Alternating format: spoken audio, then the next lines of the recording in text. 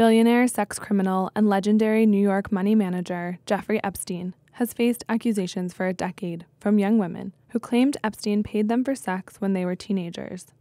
This sordid saga of sexual abuse in South Florida is one that really has taken on national significance because of the high profile, the celebrity of the people who came to Jeffrey Epstein's mansions in Palm Beach, in the Caribbean, where there were parties at which many underage women were around and allegedly available to the men at the parties. And the men who are at those parties are really kind of a who's who of American politics, ranging from President Trump, President Clinton, a number of prominent people such as criminal defense attorney Alan Dershowitz. Epstein sued Bradley Edwards, the Florida lawyer who represented several of the alleged victims. He accused Edwards of conducting a scheme to lure investors by flaunting his success at winning big settlements in prior cases. Edwards denied the claim, and Epstein settled the case moments before the trial began on December 4th, narrowly avoiding the accuser's testimonies.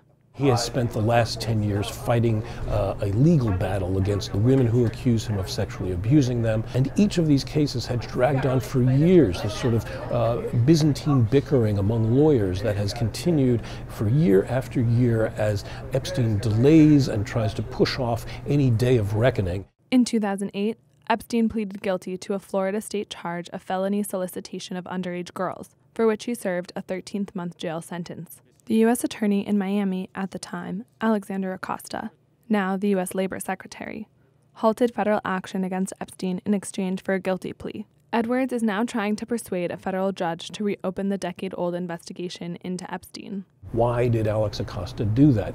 People on the side of the women who were assaulted by Jeffrey Epstein say that Acosta did this because he came to some sort of a deal with Epstein. And in fact, Acosta has said that he indeed felt that his prosecutors were under tremendous pressure, were literally, as he put it, under assault from Jeffrey Epstein and his many lawyers, including Alan Dershowitz, Ken Starr from the Clinton impeachment saga, and other very prominent defense attorneys who he said were going after his prosecutors, looking into their own personal proclivities, their pasts, looking for dirt to use against these federal prosecutors. Dershowitz said no such pressure occurred.